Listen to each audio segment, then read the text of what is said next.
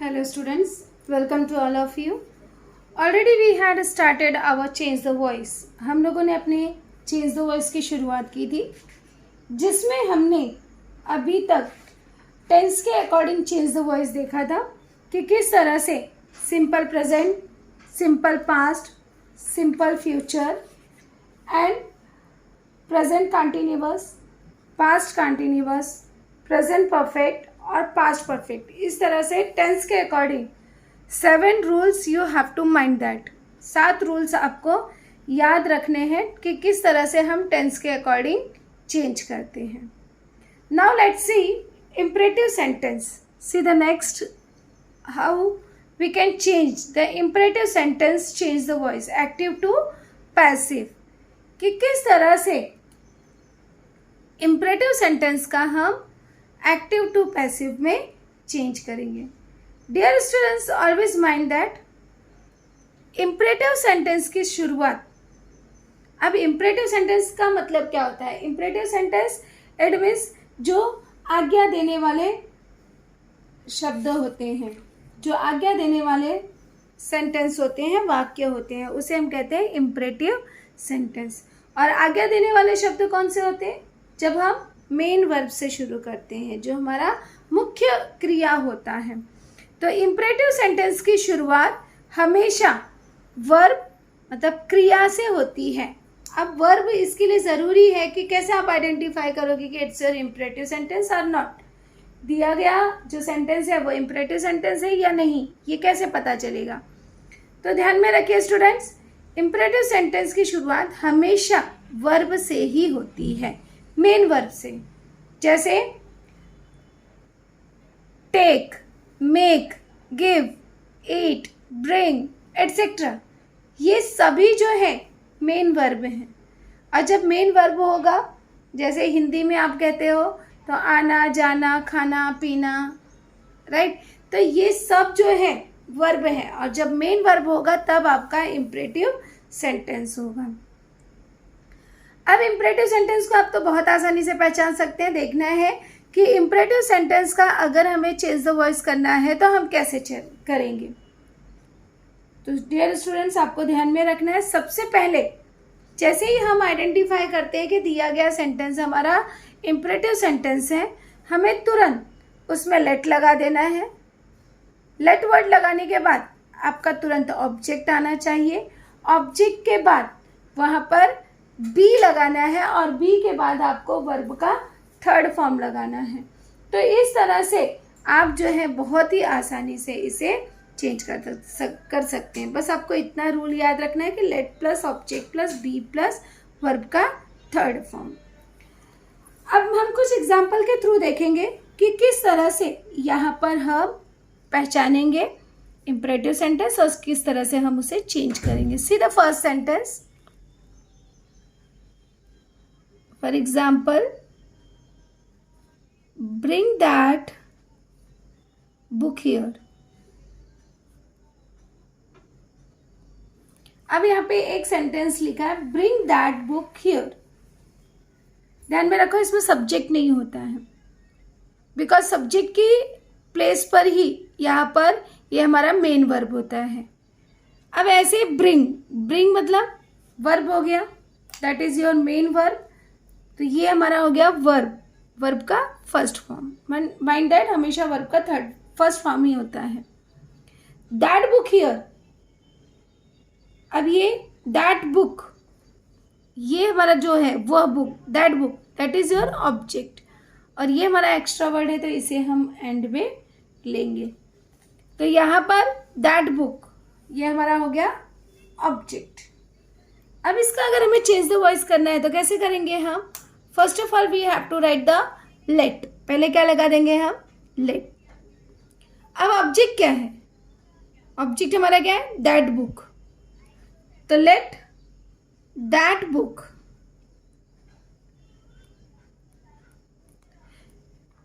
उसके बाद ऑब्जेक्ट के बाद हमें क्या लगाना है? बी। तो let that book be, verb का थर्ड फॉर्म। अब यहाँ पे वर्ब का फर्स्ट फॉर्म है, यहाँ पे हम लाएंगे तो वर्ब का थर्ड फॉर्म हो जाए। तो ब्रिंग ब्रॉड, यहाँ पे क्या हो जाएगा?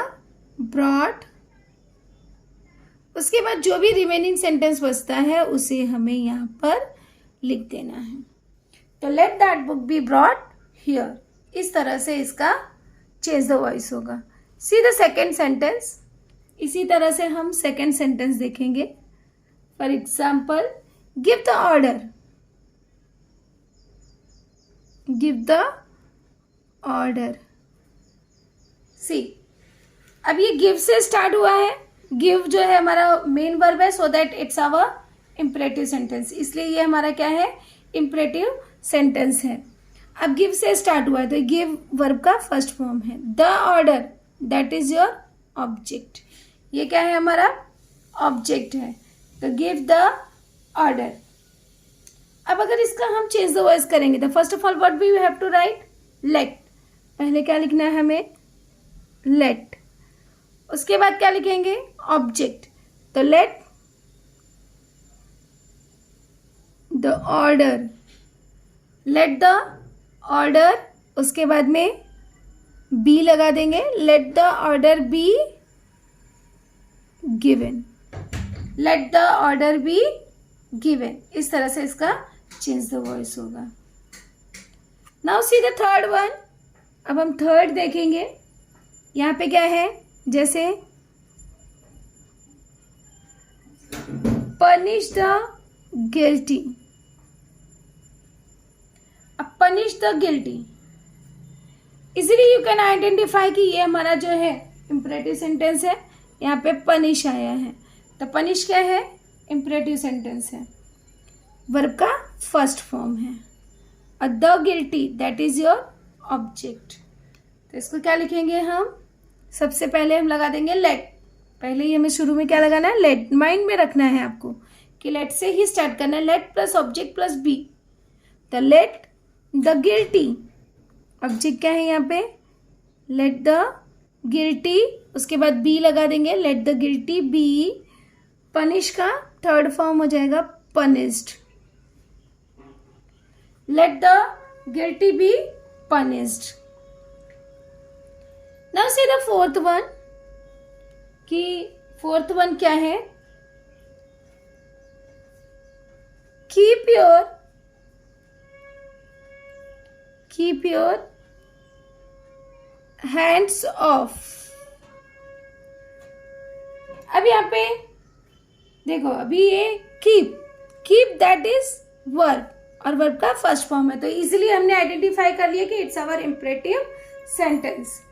Your hands off, that is object. तो अब इसका अगर हमें लिखना है तो कैसे लिखेंगे answer, passive voice, let the या let your hands, let your hands be. और ये ऑफ जो है हमारा एक्स्ट्रा वर्ड, जैसे यहाँ पे हियर था वैसे ही यहाँ पर ऑफ जो है ये हमारा एक्स्ट्रा वर्ड में आ जाएगा। तो let your hands be, keep का थर्ड फॉर्म हो जाएगा केप्ट, केप्ट ऑफ। तो इस तरह से हम जो है इंपरेटिव सेंटेंस को बहुत ही आसानी से चेंज कर सकते हैं। बस हमें इतना माइंड में रखना है कि इंपरेटिव सेंटेंस की शुरुआत जो है हमेशा मेन वर्ब से होती है, और इसे जब हम इसका एक्टिव से पैसिव में चेंज करते हैं तो लेट का यूज करते हैं। Let plus object plus be plus verb का third form. Only that rule you have to mind that. अब इसके बाद हम अगला देखेंगे। अगला हमें देखना है कि ये आपका 9th है। 9th रूल हम देखेंगे कि अगर हमारा सेंटेंस या हमारे सेंटेंस में मॉडल ऑक्सिलरीज हैं, तो मॉडल ऑक्सिलरीज वाले का एक्टिव टू वॉइस आप कैसे चेंज करोगे, एक्टिव टू पैसिव किस तरह से चेंज करोगे, उसके लिए ज़रूरी है कि पहले आपको मॉडल ऑक्सिलरीज पता होना चाहिए। तो हेल्पिंग वर्ब के अलावा कुछ मॉडल ऑक्सिलरीज होते हैं। ऑक्सिलरीज मतलब होता है सहायक वर्ब। अब ये जो सहायक वर्ब है, तो कुछ आपने टेंस में देखा है, इज, एम, आर, ऑलरेडी आपने पढ़ा भी है कि ऑक्सिलरीज जो हैं ये 3 प्रकार के आपके होते हैं, प्राइमरी, मॉडल और मार्जिनल। तो यहाँ पर हमें जो है मॉडल ऑक्सिलरीज का ध्यान रखना है कि मॉडल ऑक्सिलरीज जब हैं, जैसे कैन, कुड, ये मॉडल ऑक्सिलरीज आपको माइंड में रखने हैं कि अगर आपके सेंटेंस में can, could, may, might, must, will, shall, would, should etcetera ऐसे कुछ हैं, तो आप उसका चेंज द वॉइस कैसे करोगे, क्योंकि ये सारे हमारे मॉडल ऑक्सिलरीज। तो उसके लिए ज़रूरी है आपको ध्यान में रखना कि मॉडल ऑक्सिलरीज, अगर मॉडल ऑक्सिलरीज वाले आपको सेंटेंस आते हैं तो जैसे आप चेंज द वॉइस करते थे टेंस का, उसी तरह से करना है। बस एक छोटा सा आपको चेंजेस ध्यान में रखना है कि ऑब्जेक्ट रहेगा, ऑब्जेक्ट के बाद जो मॉडल ऑक्सिलरीज आपके सेंटेंस में आया होगा, जैसे अगर कैन आया है तो कैन लिखोगे, कुड है तो कुड, मे है तो मे, माइट है तो माइट, मस्ट है तो मस्ट, विल है तो विल, शैल है तो शैल, जो भी मॉडल ऑक्सिलरीज होगा वो मॉडल ऑक्सिलरी आप जो है लिखोगे और उसके साथ बी जोड़ दोगे। ध्यान में रखना, उसके साथ आप क्या जोड़ दोगे, बी जोड़ दोगे, और उसके बाद वर्ब का थर्ड फॉर्म हो जाएगा प्लस एक्स्ट्रा वर्ड, जैसे आपका सभी टेंस के अकॉर्डिंग चेंज करते थे, plus by plus subject. Only that rule you have to mind that कि object plus modal auxiliaries plus be plus verb का third form plus extra word plus by plus subject. Now see the examples how you can change it. Model auxiliaries change the voice active to passive. See the first sentence. अब यहाँ पे जैसे first sentence आपको दिया है, we can use the shoes in the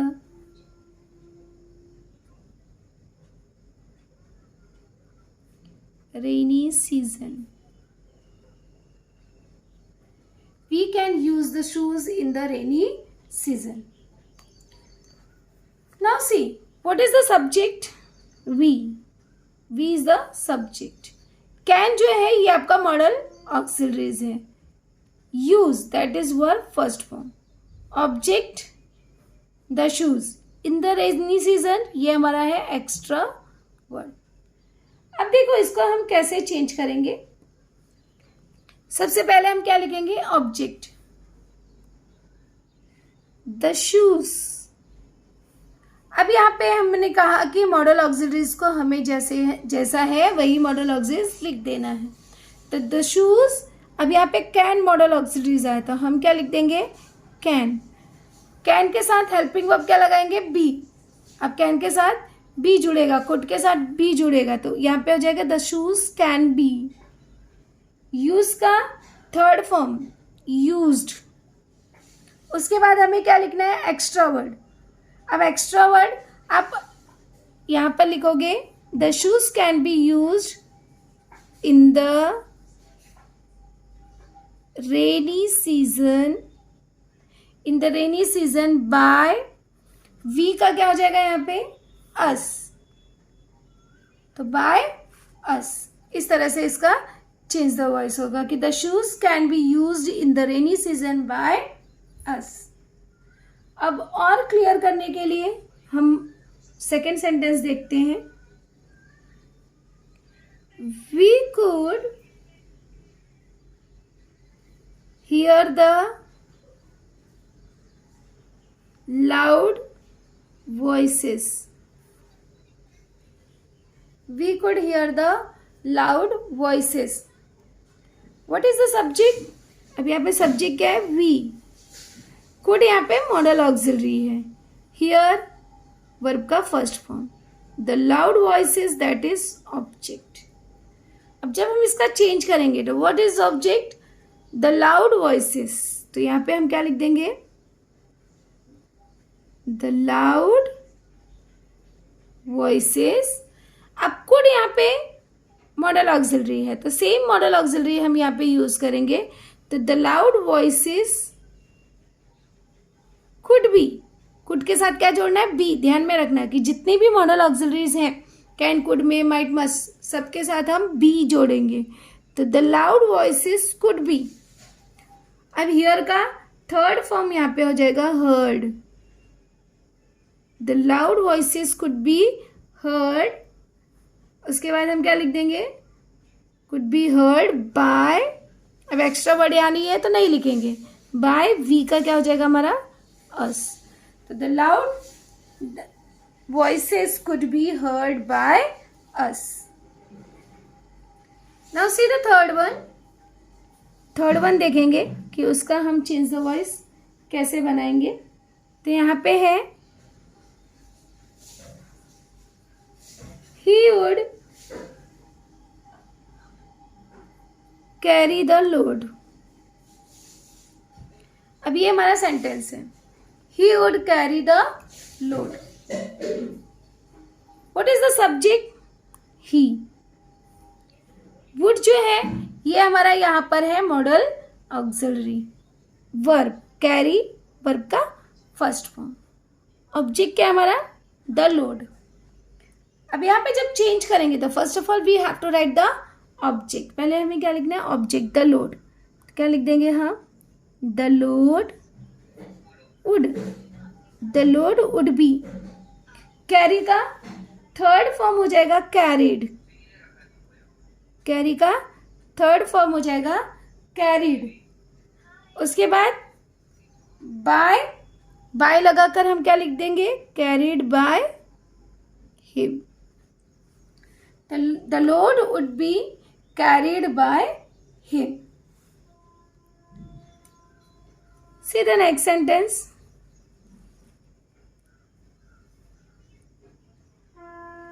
they must do it. They must do it. What is the subject, they. ये हमारा subject हो गया। अब यहाँ पे मस्ट जो है ये मॉडल ऑक्सिलरी है, डू वर्ब का first form, and that is object. तो जब हम इसका चेंज द वॉइस करेंगे तभी इट को हम सब्जेक्ट की जगह लेकर आएंगे। तो पहले हो जाएगा इट, इट के साथ में अब यहाँ पे जो मॉडल ऑक्सिलरी आया वही मॉडल ऑक्सिलरी आपको लिखना है। तो it must B, do, did, done. Do का फर्स्ट फॉर्म होता है डिड और सेकेंड फॉर्म होता है डन। तो it must be done, it must be done by, they का क्या हो जाएगा, them. It must be done by them. See the next. अब पांचवा देखेंगे, फादर मे नॉट, एक निगेटिव भी हम देख लेते हैं, father may not allow you. अब father may not allow you, what is the subject, father.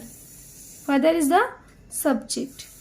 ये जो है आपका मॉडल ऑक्सिलरी है, may not allow, allow verb का फर्स्ट फॉर्म, और यू यहाँ पे हो गया ऑब्जेक्ट। अब जब हम इसका चेंज द वॉइस करेंगे तो क्या हो जाएगा हमारा, first of all we have to write the object you. अब यहाँ पे क्या लिखेंगे, सबसे पहले हम ऑब्जेक्ट लिखेंगे यू। उसके बाद यहाँ पे मॉडल ऑक्सिलरी क्या आया है, मे। ध्यान में रखना है, नॉट आया है तो नॉट उसके साथ ही हमें लिखना है, उसको हटाना नहीं है। तो यू मे नॉट, उसके बाद हमें बी लगाना है। ये नहीं कि आप लिख दे you may be not, may be not नहीं, you may not be allow. Allow का थर्ड फॉर्म हो जाएगा allowed. You may not be allowed by, by लिखकर फिर लिख देंगे father. You may not be allowed by father. और clear करने के लिए हम एक और सेंटेंस देखते हैं, he should leave the place। he should leave the place। अब यहाँ पे what is the subject, he। should हमारा मॉडल ऑक्सिलरी है, leave वर्ब है और द प्लेस ऑब्जेक्ट।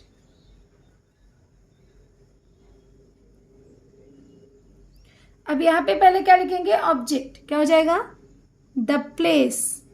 ऑब्जेक्ट यहाँ पर क्या है हमारा, द प्लेस। और उसके बाद क्या लगेगा यहाँ पर, शुड। तो the place should be, leave का थर्ड फॉर्म हो जाएगा लेफ्ट। तो the place should be left by him. अब इसी तरह से एक और हम देखते हैं, जैसे आई विल